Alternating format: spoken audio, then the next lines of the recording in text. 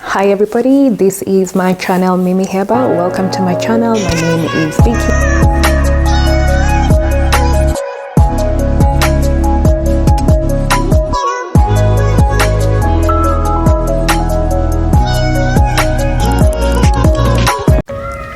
So once again, thank you so much for joining me in this video and welcome to my channel. In my channel, I talk about my life experiences and I also provide some insight into what I've learned or what I've gained through my life experiences.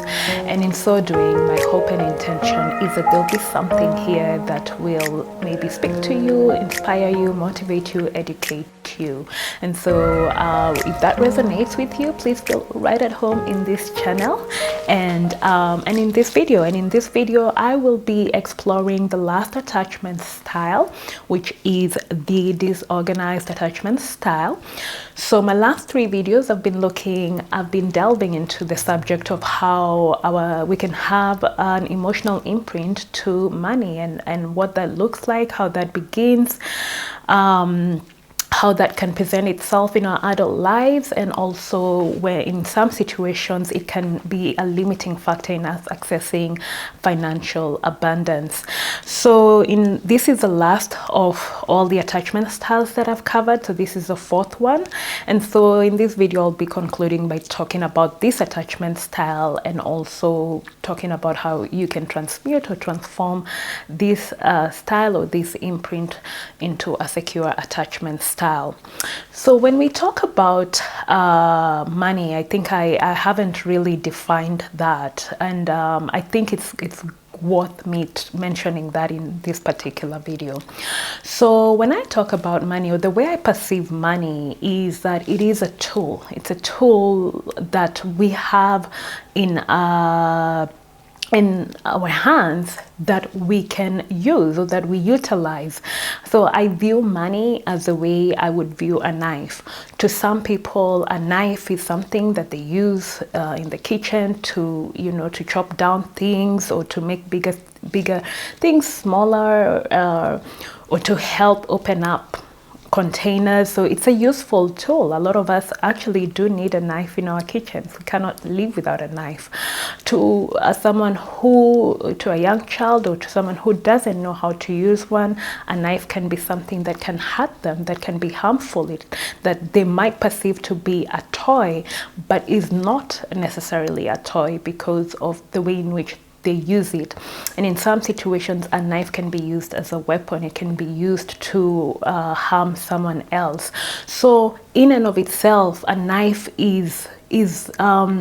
holds no energy or holds different intentions and different uses, and the intention we put into it when we take it, when we pick it up and we use it, is what defines it, is what gives it definition.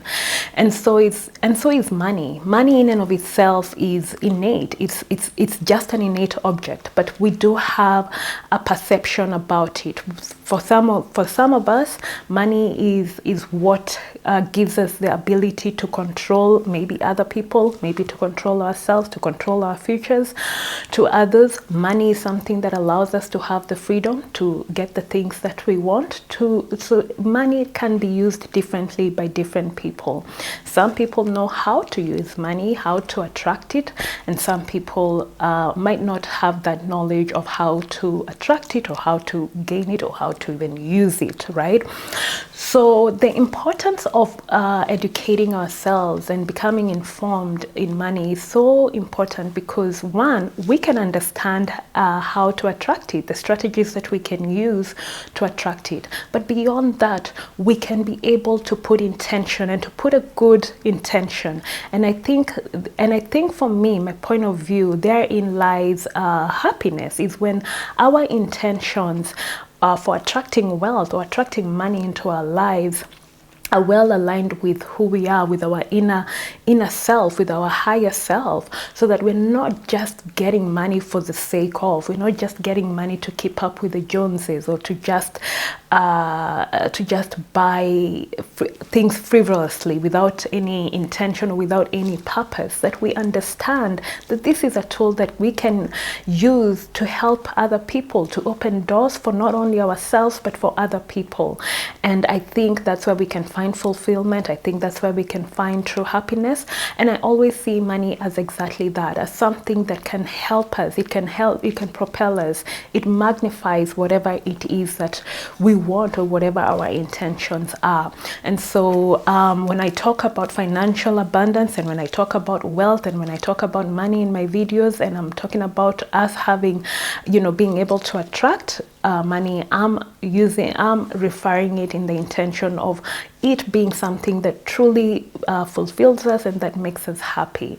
And so I think a good starting point in understanding finance is understanding what money means to you, what wealth means to you, what that looks like for you, because I've got my definition of what wealth looks like for me, but my definition of what wealth looks like is completely different to someone else. And to be honest, unfortunately, we live in a society whereby the definition of success is based on how much money and how much toys and how much of external things or the tangible things we can buy. We associate that with success and we associate that with happiness. But I think it's safe to say that there are many people who we've seen who've got money who are not necessarily happy. So just because you have a lot of money doesn't mean that you're living a fulfilled life, doesn't mean that you are happy. But being able to really grasp the idea of money and what its uses in your life can get you to a point of detachment where you don't attach your happiness, you don't attach your success, you don't even attach your self-image to how much money is in your bank account, but you understand that it is a tool, and it's a tool that you can be able to use to help you, to help you, live a happy life, and to help you help other people, to support you, but it's not what defines you. It's not what it's not the accumulation of it is not the definition of happiness, or it's not the definition of who you are, the definition of your values. So I just wanted to clarify that in this video. But onto the disorganized attachment style. So if someone has a disorganized attachment style, they normally have a negative self-image as well as a negative image of others. So the disorganized attachment style is actually a combination of the anxious attachment style and the avoidant attachment style. So in a situation like this, what would have happened in your childhood is you grew up in a chaotic environment, and that and toxic. But toxic really covers a lot of a whole range of environments, but more so a chaotic environment. And so what that has resulted in, or rather the messaging that would have come through with that, is the same caregiver who is supposed to provide security, is supposed to provide that safety base, you also were fearful of them. That can create that chaotic situation, and it can create a disorganized attachment style in a person. And so this then affects the way in which you perceive the world, the way in which you perceive others, and the way in which you perceive yourself. So as you grow up, the characteristics that can show up in a disorganized attachment style is that there's a constant belief that something will go wrong. And because of that, their behaviors, their actions are geared towards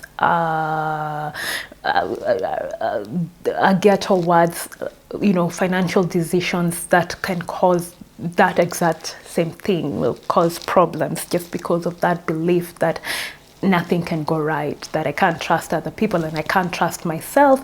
And so the behaviors, the actions will be geared towards, that sort of a situation wherein it results in bad financial, making bad financial decisions, which result in having a bad financial situation. There's just a negative belief, a negative self-belief, as well as a negative belief on others, and this then manifests itself in their financial circumstances and in your financial situation. There's a tendency to apportion blame or accuse others on about their actions, rather than taking personal responsibility on their financial decisions and their financial matters. They apportion blame to other people or to other circumstances, so that there's not that self-accountability. And so, as I mentioned, your finances will tend to be chaotic or to be unpredictable in a case where you've got a disorganized, it's just as it sounds, a disorganized attachment style. There's a deep-rooted sense of fear, there's high anxiety, there's difficulty to be able to trust other people, to collaborate with other people, or when you begin to collaborate with other people, midway through, you realize that you really can't trust them, so you back away. So there's that going back and forth in every decision that you make. You might begin going off well because there's a need for wanting that security, but then there's also mixed messages within you that there's an expectation that this won't work, so I'm not gonna see it through. I'm gonna back out on myself, and I'm gonna back out on others. So there's no clear communication. There's just, it's really, as it sounds, chaotic, right? And this comes from that childhood environment where the person, there was chaos, there was a confusion, there was fear instilled in you as a child, and that has created that template, that emotional template, or that inner working model within you that you've taken on into your adult life, and more specifically, as I've mentioned in this video, that I'm talking about into your financial matters. So the disorganized attachment style will have a bit of your avoidant characteristics or traits, as well as your your anxiety traits in you, attachment style in a person or in you, if that's what if that's what you exhibit. And it might seem to be full on, and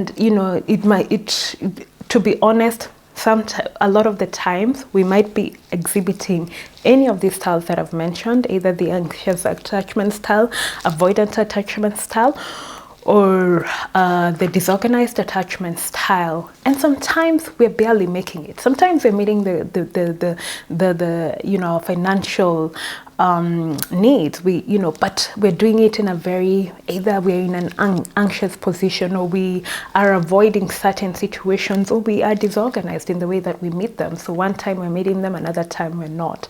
So this isn't necessarily about, I'm not talking about, scoring that high paying job. You could be in a high paying job, but still display a disorganized attachment style to money, because you're still tethered to the messaging or to what your upbringing or to what your childhood experience was.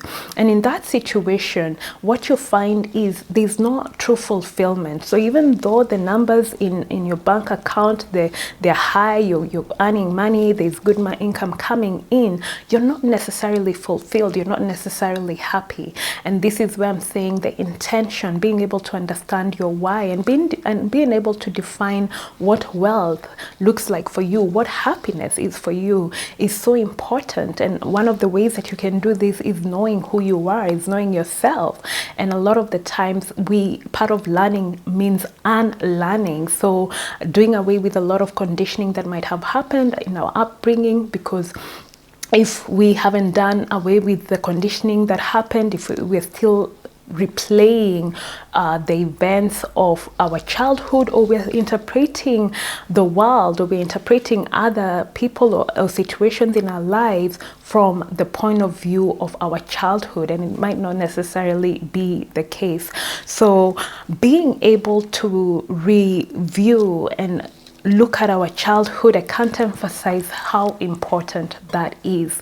We are called upon to heal our inner child, because if we don't, that inner child wounding will present itself. It's going to cry out. It cries out in our financial matters. It cries out in our relationships. It cries out in a lot of spheres of our lives. So, and what it's doing is it's asking for us to see it. It's asking for us to reparent. We are being called to reparent ourselves so that we can course correct, as I've mentioned before, maybe what was missed out by our primary caregivers when we were growing up.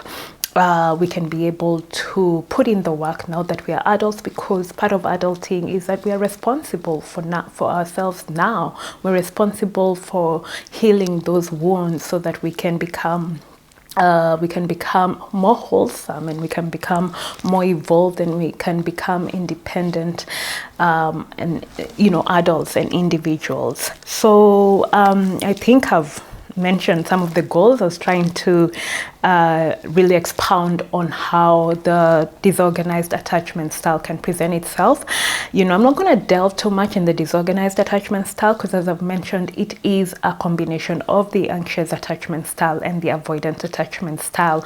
So in fact, if you'd watched both of them, you might pick up a bit of both. You might say, I'm actually, you might have thought, I'm this and I'm that too. So this is where there's that sort of mutually inclusive situation where you could be displaying traits of both the anxious as well as the avoidant attachment style.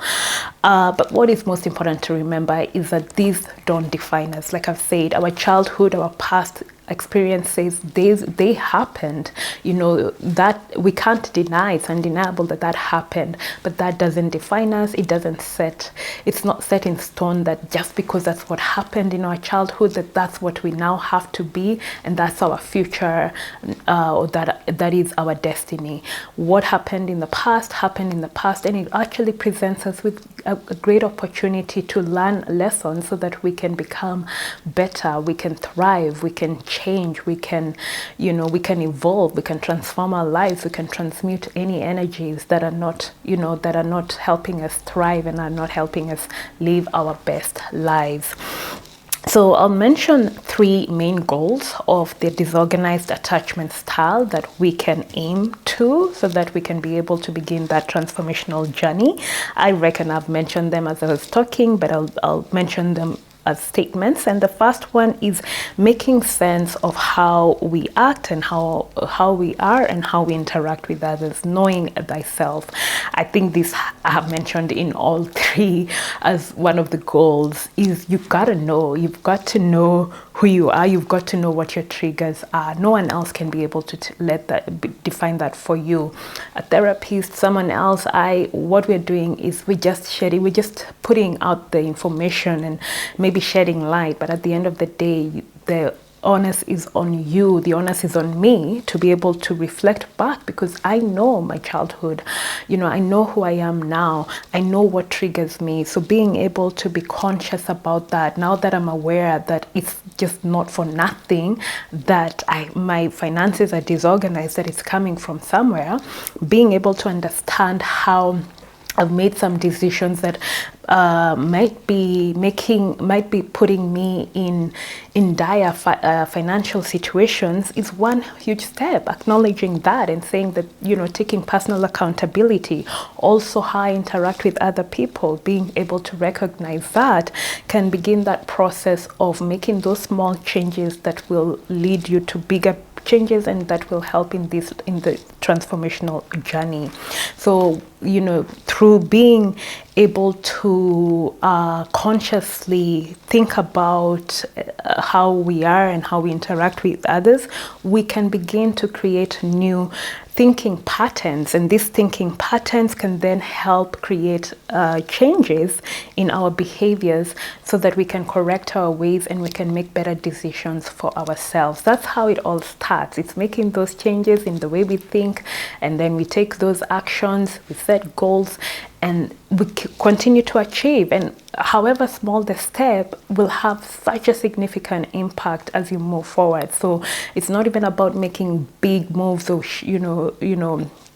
taking big steps. It's about those small daily steps that you take, those goals. You break down a huge goal into small achievable goals, into small steps, and every day taking those small steps and being proud of the steps that you're taking towards becoming a better version of yourself and improving your financial situation. Seeking outside help, this goes, in that sense of having that avoidant side of you where you don't trust other people, being able to, to gather that courage to seek outside help, be it in whether it's in professional help, whether it could be very specific. Maybe one of the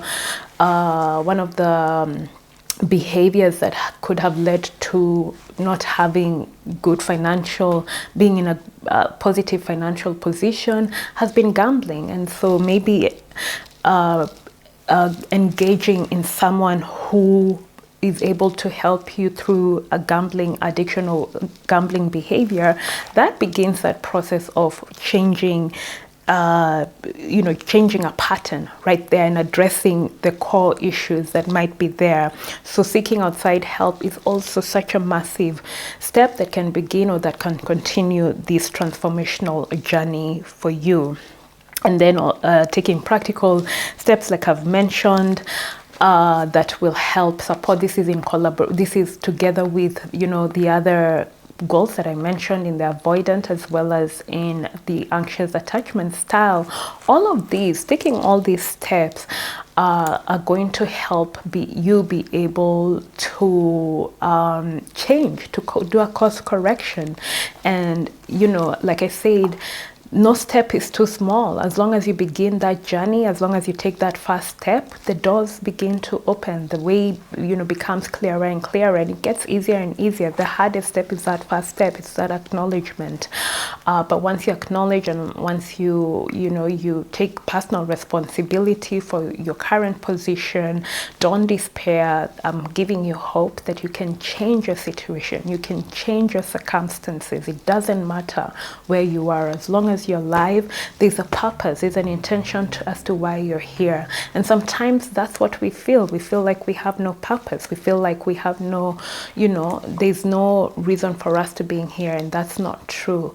Every one of us has a lot of value to bring to the world, including you. So, believe in yourself, trust in yourself, start loving yourself, start taking those steps, and this is part of loving yourself, is taking these steps that will improve your life, that will improve you, that will transform your life, and that will transform your financial journey. Although I want to end this particular video here, I will definitely be talking more on financial abundance. As I've mentioned before, I know that we are all destined to experience abundance, and that includes in our financial areas in our lives. So it's something that I'm quite passionate to share, and something that I hope and wish for everyone.